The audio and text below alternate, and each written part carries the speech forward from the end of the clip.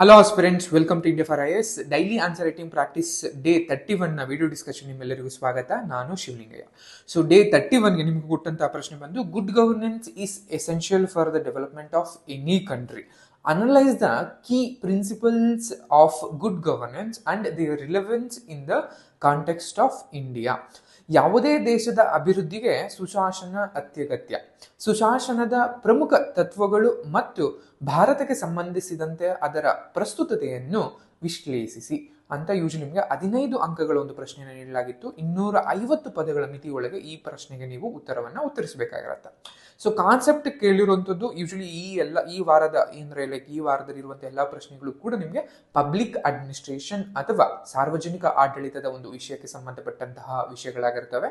So ಇಂದಿನ day 31 ನ question ಅನ್ನು ನೋಡೋದಾದ್ರೆ ನಿಮ್ಗೆ ಇಲ್ಲಿ ಸುಶಾಸನದ ಬಗ್ಗೆ ಅಥವಾ ಗುಡ್ ಗವರ್ನೆನ್ಸ್ ಅಂತ ಕರಿತೀವಿ. ಅಂದ್ರೆ ಇತ್ತೀಚೆಗೆ ಅಂದ್ರೆ 2014 ಇಂದ ಈಚೆಗೆ ಸುಶಾಸನ ಅನ್ನುವಂತಹ ಕಾನ್ಸೆಪ್ಟ್ ಆಗಿರ್ಬೋದು ಅಥವಾ ವರ್ಲ್ಡ್ ವೈಡ್ ಅಲ್ಲಿ ಕೂಡ ಅದು ಗುಡ್ ಗವರ್ನೆನ್ಸ್ ಅನ್ನುವಂತಹ ಕಾನ್ಸೆಪ್ಟ್ ತುಂಬಾನೇ ಪ್ರಾಮುಖ್ಯತೆಯನ್ನು ಪಡ್ಕೋತಾ ಇದೆ. ಸೊ ಆ ದೃಷ್ಟಿಯಿಂದಾಗಿ ನಮಗೆ ಈ ಒಂದು ಸಾರ್ವಜನಿಕ ಆಡಳಿತದ ವಿಷಯದಲ್ಲಿ ಕೇಳುವಂತಹ ತುಂಬಾ ಚಾನ್ಸಸ್ ಇರುತ್ತೆ. ಮೊದಲಿಗೆ ನಮಗೆ ಈ ಪ್ರಶ್ನೆಯಲ್ಲಿ ಕೇಳಿರುವಂತದ್ದು ಯಾವುದೇ ದೇಶದ ಅಭಿವೃದ್ಧಿಗೆ ಸುಶಾಸನ ಅತ್ಯಗತ್ಯ. Good governance is essential for the development of any country. ಅವರ ಒಂದು ಸ್ಟೇಟ್ಮೆಂಟ್ ಕೊಟ್ಟಿರೋದ್ರಿಂದ there is no denying in the statement. ಅದ್ರಲ್ಲಿ ಯಾವುದು ಕೂಡ ನಾವು ಅದನ್ನ ನಿರಾಕರಿಸುವಂತಹ ಹೇಳಿಕೆಯಲ್ಲ.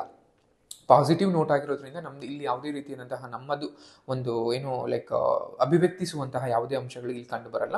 ಮುಖ್ಯವಾಗಿ ಪ್ರಶ್ನೆ ನಮ್ಗೆ ಶುರು ಆಗುವಂಥದ್ದು ಇಲ್ಲಿಂದ. ಸುಶಾಸನದ ಪ್ರಮುಖ ತತ್ವಗಳು ಅಂದ್ರೆ ಸುಶಾಸನ ಅಂತ ನಾವೇನ್ ಕರಿತೀವಿ ಅಥವಾ ಗುಡ್ ಗವರ್ನೆನ್ಸ್ ಏನಂತ ಕರಿತೀವಿ ಅದು ಕೀ ಪ್ರಿನ್ಸಿಪಲ್ ಯಾವ್ದಾದಿದಾವೆ ಅದನ್ನ ಬರೀಬೇಕು ಪಾರ್ಟ್ 1 ನಲ್ಲಿ. ಪಾರ್ಟ್ 2 ನಲ್ಲಿ their relevance in context of India ಅಂದ್ರೆ ಭಾರತಕ್ಕೆ ಅದರ ಪ್ರಸ್ತುತತೆ ಹೆಂಗಿದೆ ಅನ್ನೋದನ್ನ ನೀವು ಬರಿಬೇಕಾಗತ್ತೆ. ಮೊದಲೇ ನಿಮ್ಗೆಲ್ಲ ಗೊತ್ತಿರೋ ಹಾಗೆ ಗುಡ್ ಗವರ್ನೆನ್ಸ್ ಅಂದ್ರೆ ಏನು ಅಥವಾ ಸುಶಾಸನ ಅಂದ್ರೆ ಏನು ಅನ್ನೋದನ್ನ ಒಂದು ಡೆಫಿನೇಷನ್ ಅನ್ನ ಅಥವಾ ಯಾರು ಅದನ್ನ ಟರ್ಮ್ ನ ಕಾಯಿನ್ ಮಾಡಿದ್ರು, ಸೊ UN ಆಗಿರ್ಬೋದು ಅಥವಾ ಇಂಡಿಯನ್ ವರ್ಷನ್ ಆಗಿರ್ಬೋದು ಅಥವಾ ಸರ್ದಾರ್ ವಲ್ಲಭಾಯ್ ಪಟೇಲ್ ಅವರ ಜನ್ಮದಿನವನ್ನು ಕೂಡ ನಾವು ಗುಡ್ ಗವರ್ನೆನ್ಸ್ ಡೇ ಅಂತ ಕೂಡ ಆಚರಣೆ ಮಾಡ್ತೀವಿ. ಈ ಎಲ್ಲ ಅಂಶಗಳನ್ನ ಯೂಶಲಿ ನೀವು ಡೆಫಿನೇಷನ್ ಅಲ್ಲಿ ಅಥವಾ ಪರಿಚಯದಲ್ಲಿ ಕಟ್ಟಿಕೊಡ್ಬೇಕಾಗತ್ತೆ. ಬಾಡಿ ಪಾರ್ಟ್ ನಲ್ಲಿ 2 ಅಂಶಗಳಲ್ಲಿ ಉತ್ತರಿಸಬೇಕಾಗತ್ತೆ. 15 ಅಂಕಗಳ ಉತ್ತರ ಆಗಿರೋದ್ರಿಂದಾಗಿ ಸೊ ಮೊದಲಿಗೆ ಕೀ ತತ್ವಗಳು ಯಾವ್ಯಾವು ಅಂದ್ರೆ ಪ್ರಮುಖವಾದಂತಹ ಸುಶಾಸನದ ಪ್ರಮುಖ ತತ್ವಗಳು ಯಾವ್ಯಾವು ಅಂತ ಬರೀಬೇಕಾಗತ್ತೆ. ಆ ನಂತರದಲ್ಲಿ ಅದನ್ನ ಭಾರತಕ್ಕೆ ಹೇಗೆ ಪ್ರಸ್ತುತತೆ ಅನ್ನೋದನ್ನ ನೀವು ಆನ್ಸರ್ನ ಏನ್ ಮಾಡ್ತಾ ಬರ್ತೀರಾ. ಸೊ ಪೀಠಿಗೆಗೆ ಬಂದಾಗ ಪರಿಣಾಮಕಾರಿ ಸಂಪನ್ಮೂಲ ನಿರ್ವಹಣೆಯನ್ನ ಖಚಿತಪಡಿಸುವುದು ಮತ್ತು ಕಾನೂನಿನ ನಿಯಮವನ್ನು ಎತ್ತಿ ಹಿಡಿಯುವುದು ಹಾಗೂ ಸಮಗ್ರ ಬೆಳವಣಿಗೆಯನ್ನು ಉತ್ತೇಜಿಸುವುದರಿಂದ ಸುಸ್ಥಿರ ಅಭಿವೃದ್ಧಿಗೆ ಸುಶಾಸನವು ನಿರ್ಣಾಯಕವಾಗಿದೆ. ವಿಶಾಲ ಮತ್ತು ವೈವಿಧ್ಯಮಯ ರಾಷ್ಟ್ರವಾದ ಭಾರತದಲ್ಲಿ ಸಾಮಾಜಿಕ, ಆರ್ಥಿಕ ಮತ್ತು ರಾಜಕೀಯ ಸ್ಥಿರತೆಯನ್ನು ಬೆಳೆಸುವಲ್ಲಿ ಸುಶಾಸಕ ಪಾತ್ರವನ್ನು ವಹಿಸುತ್ತದೆ ಅಂತ ಡೆಫಿನೇಷನ್ ಅನ್ನು ಯೂಶಲಿ ನೀವು ಅದನ್ನ ಬರೆಯುವಂಥದ್ದು. Then what are the key principles ಅದರ ಪ್ರಮುಖ ತತ್ವಗಳು ಯಾವ್ಯಾವು ಅಂತ ಬಂದಾಗ ಯೂಶಲಿ 8 ತತ್ವಗಳನ್ನ ನಾವು ನೋಡ್ತಾ ಬರ್ತೀವಿ. ಅದರಲ್ಲಿ ಮೊದಲು ಪಾರದರ್ಶಕತೆ ಅಂತ ಕರೆಯುವಂಥದ್ದು, ದೆನ್ ಹೊಣೆಗಾರಿಕೆಯಿಂದ ಅನ್ನೋದು, ಆಮೇಲೆ ಕಾನೂನು. 8 ಪಾಯಿಂಟ್ಗಳನ್ನ 15 ಮಾರ್ಕ್ಸ್ ಆಗಿರೋದ್ರಿಂದ ಅಟ್ಲೀಸ್ಟ್ 8 ಪಾಯಿಂಟ್ಗಳನ್ನ ಬರೆದು 1 or 2 ಲೈನ್ ಅಲ್ಲಿ ಅದನ್ನ ಎಕ್ಸ್ಪ್ಲೇಷನ್ ಕೊಡ್ತಾ ಬರಬೇಕು. ಫಾರ್ ಎಕ್ಸಾಂಪಲ್ ಪಾರದರ್ಶಕತೆ ಅಂದ್ರೆ ಸರ್ಕಾರ ತೆಗೆದುಕೊಳ್ಳುವಂತಹ ನಿರ್ಧಾರಗಳಾಗಿರ್ಬೋದು, ಕ್ರಮಗಳಾಗಿರ್ಬೋದು, ನೀತಿಗಳಲ್ಲಿ ಆದಷ್ಟು ಪಾರದರ್ಶಕತೆಯನ್ನ ಟ್ರಾನ್ಸ್ಪರೆನ್ಸಿಯನ್ನ ಕಾಪಾಡಿಕೊಳ್ಳುವಂಥದ್ದು. ಹೊಣೆಗಾರಿಕೆ ರೆಸ್ಪಾನ್ಸಿಬಿಲಿಟಿ ಜನರಿಗೆ ಅಂದ್ರೆ ಸರ್ಕಾರಗಳು ಅಥವಾ ಆಡಳಿತದಲ್ಲಿರುವ ಸರ್ಕಾರಗಳು ಜನರಿಗೆ ಉತ್ತರದಾಯಿತ್ವವಾಗಿರಬೇಕು ಅಥವಾ ಹೊಣೆಗಾರಿಕೆ ಆಗಿರಬೇಕು. ಕಾನೂನಿನ ನಿಯಮ ಅಂದಾಗ ಲಾ ಅಂಡ್ ಆರ್ಡರ್ ಎಲ್ಲರೂ ಕೂಡ ಲಾ ಅಂಡ್ ಆರ್ಡರ್ಗೆ ಒಬೆ ಇರಬೇಕು. ಸೊ ಈ ರೀತಿಯಾದಂತಹ ಅಂಶಗಳನ್ನು ನೀವು ಭಾಗವಹಿಸುವಿಕೆ, ಪರಿಣಾಮಕಾರಿತ್ವ ಮತ್ತು ದಕ್ಷತೆ, ಸಮಾನತೆ ಮತ್ತು ಪಾಯಿಂಟ್ಗಳನ್ನ 8 ತತ್ವಗಳನ್ನ 8 ಪ್ರಮುಖವಾದಂತಹ ತತ್ವಗಳನ್ನ ಬರೆದು 1 or 2 ಲೈನ್ ಅಲ್ಲಿ ಅದನ್ನ ಎಕ್ಸ್ಪ್ಲೇಷನ್. ಸ್ಪಂದಿಸುವಿಕೆ ಮತ್ತು ಕಾರ್ಯತಂತ್ರದ ದೃಷ್ಟಿ ಅಥವಾ ದೀರ್ಘಕಾಲೀನ ದೃಷ್ಟಿಕೋನ ಅಂತ ಬರೀತೀವಿ. ಭಾರತಕ್ಕೆ ಏಕೆ ಪ್ರಸ್ತುತತೆ, how its relevance to India ಅಂತ ರೀತಿಯಲ್ಲಿ ಕೂಡ ನೀವು ಅದನ್ನು ಬರೆಯಬೇಕು. ಯಾಕಂದ್ರೆ ಭಾರತದಲ್ಲಿ ಕೂಡ ಭ್ರಷ್ಟಾಚಾರವ ಹೆಚ್ಚಿರುವಂತಹ ರಾಷ್ಟ್ರಗಳಲ್ಲಿ ಭಾರತ ಕೂಡ ಒಂದು.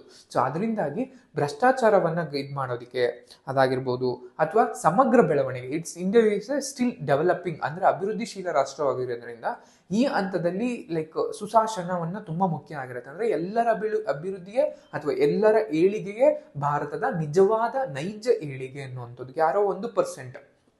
ನಿಮ್ಗೆಲ್ಲ ಗೊತ್ತಿರೋ ಹಾಗೆ ಆಸ್ ಆಫ್ ನೌ ಭಾರತದ 1% ಜನಸಂಖ್ಯೆ 90% ಜನರ ಆದಾಯವನ್ನ ಅಥವಾ ವೆಲ್ತ್ ಅನ್ನ ಆಸ್ತಿಯನ್ನು ಹೊಂದಿದೆ ಅನ್ನುವಂಥದ್ದು ನಿಮಗೆಲ್ಲ ಗೊತ್ತಿರುವಂಥದ್ದು. ಸೊ ಈ 1% ಬೆಳವಣಿಗೆ ಆದರೆ ಅದು ಭಾರತದ ಬೆಳವಣಿಗೆ ಅಲ್ಲ, ಕೇವಲ ಭಾರತದ 1% ಬೆಳವಣಿಗೆ ಆಗಿರುತ್ತೆ ಅಷ್ಟೇ. ಈ ಮಿಕ್ಕಂತಹ ಎಲ್ಲ 90% ಏನಿರೋದಲ್ಲ, ಎಲ್ಲರ ಒಂದು ಬೆಳವಣಿಗೆ ಆದಾಗ ಮಾತ್ರ ಭಾರತದ ನೈಜ ಬೆಳವಣಿಗೆ ಅಂತ ಕರಿತೀವಿ. ಸೊ ಆ ದೃಷ್ಟಿಯಿಂದಾಗಿ ಸಮಗ್ರ ಬೆಳವಣಿಗೆಯನ್ನು ಕಾಣೋದಕ್ಕೆ, ಸಾರ್ವಜನಿಕ ಸೇವಾ ವಿತರಣೆಯನ್ನ ಹೆಚ್ಚಿಸೋದಕ್ಕೆ, ಪ್ರಜಾಪ್ರಭುತ್ವವನ್ನು ಬಲಪಡಿಸೋದಕ್ಕೆ ಅಂಡ್ ವಿದೇಶಿ ಹೂಡಿಕೆಯನ್ನ ಪ್ರೋತ್ಸಾಹಿಸೋದಕ್ಕೆ ಆನ್ಸರ್ ಅನ್ನ ಬರೆದು ಇಲ್ಲೂ ಕೂಡ ಎಕ್ಸ್ಪ್ಲೇಷನ್ ಅನ್ನ ಮಾಡ್ತಾ ಬರ್ತೀರಾ. ದೆನ್ ಉಪಸಂಹಾರಕ್ಕೆ ಬಂದಾಗ ಭಾರತದ ಅಭಿವೃದ್ಧಿಗೆ ಉತ್ತಮ ಆಡಳಿತ ಅಥವಾ ಸುಶಾಸನದ ತುಂಬಾ ಅತ್ಯಗತ್ಯವಾಗಿದೆ. ಪಾರದರ್ಶಕತೆ, ಹೊಣೆಗಾರಿಕೆ, ಕಾನೂನು ನಿಯಮ ಮತ್ತು ಒಳಗೊಳ್ಳುವಿಕೆಯಂತಹ ತತ್ವಗಳನ್ನ ಎತ್ತಿ ಹಿಡಿಯುವುದರಿಂದ ದೇಶದ ಸವಾಲನ್ನ ಎದುರಿಸಿ ಸಮಾನ ಬೆಳವಣಿಗೆಯನ್ನು ಖಚಿತಪಡಿಸಿಕೊಳ್ಳಬಹುದು. ಪರಿಣಾಮಕಾರಿ ಆಡಳಿತವು ದೀರ್ಘಕಾಲದ ಸ್ಥಿರತೆ ಮತ್ತು ಅಭಿವೃದ್ಧಿಗೆ ಕಾರಣವಾಗುತ್ತದೆ.